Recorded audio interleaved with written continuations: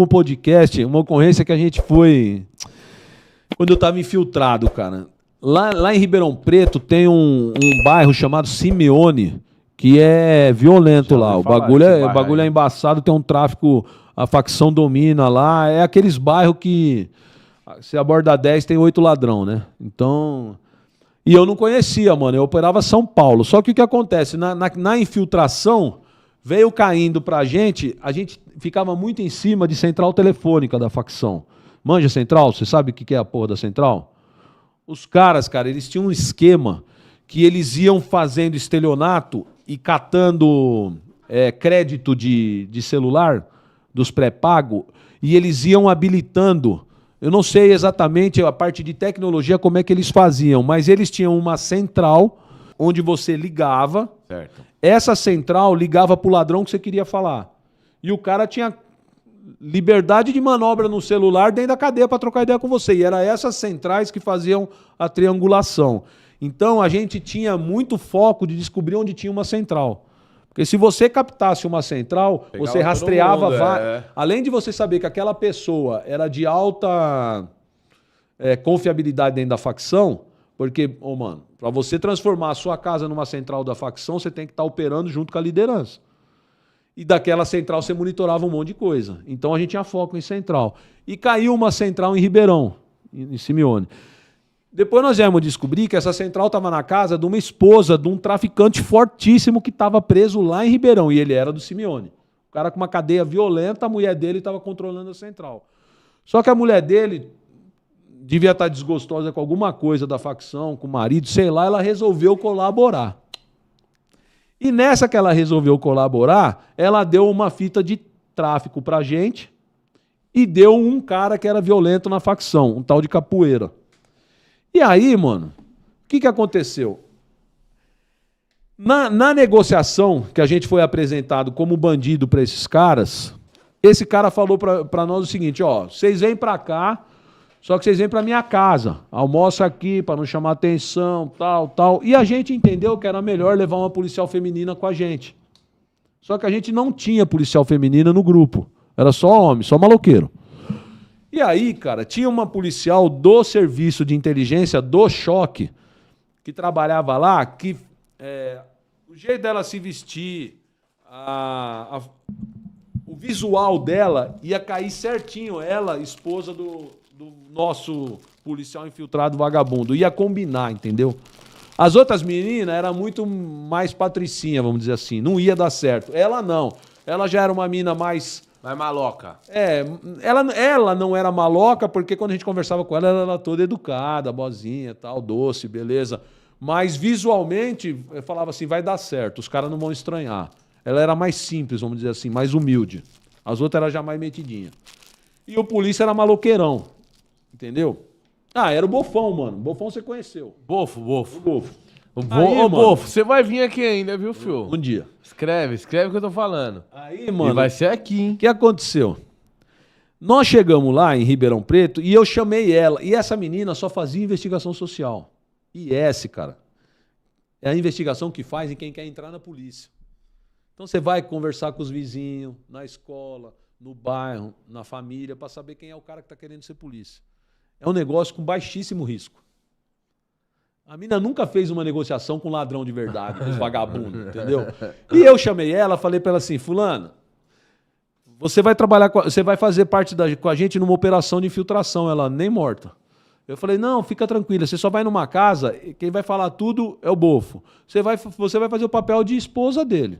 Você vai num almoço, passa e fica quieta, se perguntarem, você fala, não sei, essas coisas é meu marido que faz. Você não precisa falar nada, entendeu? Fica na sua, bem de boa. Papel de esposa. Ah, chefe, pelo amor de Deus, eu tenho medo, não sei o quê. Eu falei, não, vai dar certo, fica tranquila. E nós, Ribeirão. Eu não conhecia Ribeirão, nunca tinha operado lá. Bati no comando de Ribeirão, tinha um colega da minha turma, o Cido, que era o chefe de inteligência lá. Aí eu cheguei nele e falei, ô Cido, é o seguinte, mano, eu tô vindo fazer uma prisão de um traficante aqui que bateu num trabalho de infiltração lá de São Paulo. Eu não conheço nada. Eu só tenho o nome do cara, o apelido dele na facção é Capoeira, ele mora nessa rua, nesse bairro. Ele falou, mano, você tá louco, velho. É no Simeone. Não vai que vocês vão se fuder. Eu falei, não, meu, vai dar certo, fica em paz. Ele, não, mano, não. Eu falei pra ele, eu vou lá, os caras vão entrar, ele e a policial feminina vão almoçar, nós vamos fazer a negociação. A hora que os caras chegar com tudo, a gente faz a prisão. Tem como você deixar uns táticos? Ele falou, meu, se eu chegar com um tático perto do Simeone, vocês já estão fodidos. Então vai ficar um pouquinho longe, vai ter que esperar. Falei, beleza. E tinha no comando lá, apreendida, uma carreta, um cavalo de uma carreta, acho que era Scania, se eu não me engano, que tinha sido apreendida, estava sendo fiel depósito da Polícia Militar para fazer transporte de material.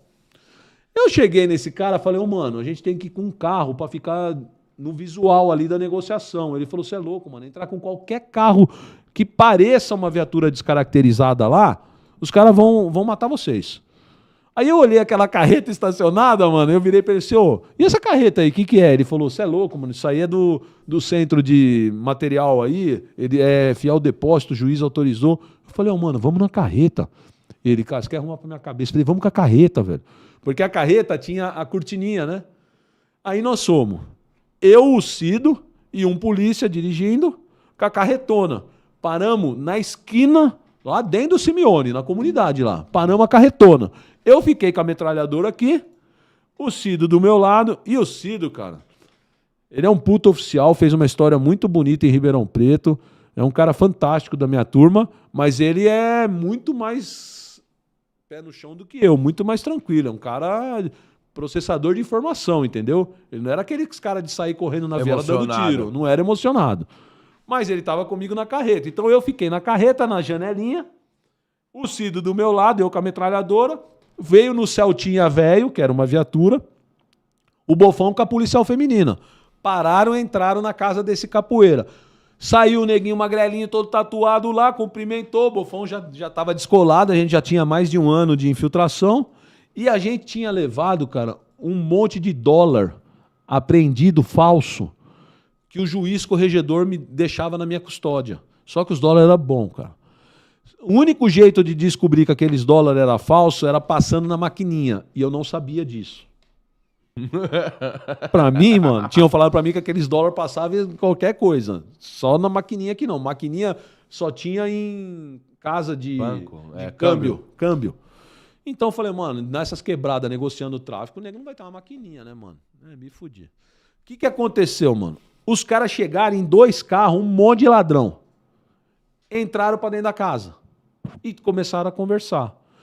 Saíram e foram embora. Aí o Bofão me ligou, falou, irmão, é o seguinte, tá tudo certo, os caras foram buscar os bagulhos. Só que os caras levaram a pacoteira pra ver se é boa. Aí eu falei, beleza. Liguei correndo pro juiz, falei, excelência, sabe aquele material que tá na minha custódia? Os caras levaram pra conferir, pra entregar a droga. E se eles não voltarem e perder? Porque eu tava com medo de eu tomar um inquérito de perda de material controlado que tá na custódia. Ele falou assim, não, eu já tô ciente do que tá acontecendo, se der algum problema, você documenta, eu faço uma sindicância aqui e a gente dá a baixa. Pode ficar tranquilo. Falei, tá bom. Eu tava preocupado dos caras sumir com os dólares, apreendido. E os caras foram. Mano, eu não sabia, eu não sabia realmente. O pessoal do Denarc tinha ido 15 dias antes fazer uma negociação de droga lá, os caras descobriram que os dólares eram falsos e mataram um tira lá. Eu não sabia de nada disso, porque era Ribeirão, cara. Eu estava em São Paulo aqui, virado nos BO daqui. Ou seja, o Simeone estava arisco com dólar falso e polícia. E eu não sabia. Mano, esses caras voltaram. A cena que eu vi de dentro da carreta, sai o capoeira, o neguinho tatuado, sai o Bofão, sai a policial feminina na calçada, os caras fizeram um semicírculo neles assim, ó, com as armas, e já começaram a ir dedo na cara e pá. Um deles, que era o líder lá, já catou o pacote de dólar assim, ó, deu na cara deles, assim, jogou. Pegou no peito do Bofo, começou a voar dinheiro na rua toda, os dólares. O Bofo já catou uma parte... E bater. O Bofo é foda, né? O Bofo é embaçado. O Bofo já falou, não, mano, pra nós também recebemos numa fita, liga na cadeia, porque qual que era a nossa vantagem? Era um ladrão nosso com o ladrão deles dentro da cadeia negociando. Então, não era a polícia, entendeu? Porque os caras ligaram pro líder deles da facção na cadeia e falou, mano, Você mandou uns caras podres lá. O cara falou, não, mandei podre nada, é meus irmãos. Aí o cara falou, os dólares é falso. Ele falou, se estamos com dólar falso, foi alguém que deu falso pra nós. Nós também tomamos um preju, mano. Vocês devolvem o bagulho aí que a gente vem com dinheiro bom. Mas nós tomamos uma invertida, nós vamos descobrir quem foi. Aí os caras tiraram o pé de matar eles. Porque os caras estavam ameaçando. E a hora que eu vi tudo isso acontecer, mano, eu catei a metralhadora e eu falei pro Cido, falei, mano, eu vou descer e vou dar rajada nessa porra, vou começar a dar em todo mundo. E o Cido gritava, pelo amor de Deus, velho, não faz isso, cara, não desce, não desce. Eu vou descer, mano. Os caras vão matar o polícia, vai matar... E ele, não, mano, espera, os caras tá conversando. Eu, não, mano, tá tudo armado, cara, pelo amor de Deus, eu vou descer. E ele me segurava, ele, não faz isso, cara, não faz isso, espera, mano, espera. E, cara, eu comecei a me dar um desespero. Eu sei que num determinado, porque isso foi muito rápido, num determinado momento, os caras engomaram os ferros assim, ó, deram mais uma congesta nos dois, falaram uma pá de merda, entraram, foram pros carros e saíram a milhão. Saíram a milhão, aí o Bofo e a policial viraram, conversaram mais um pouco com esse capoeira aí, pegaram ainda mais um pouco de dinheiro que estava no chão, nós perdemos algumas notas, entraram no Celta e saíram.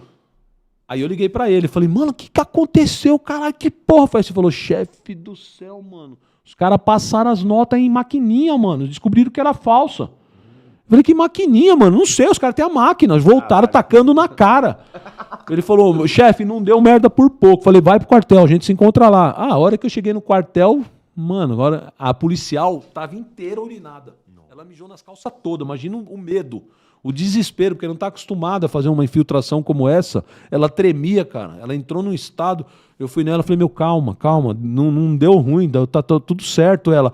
Eu nunca mais faço uma operação com o senhor.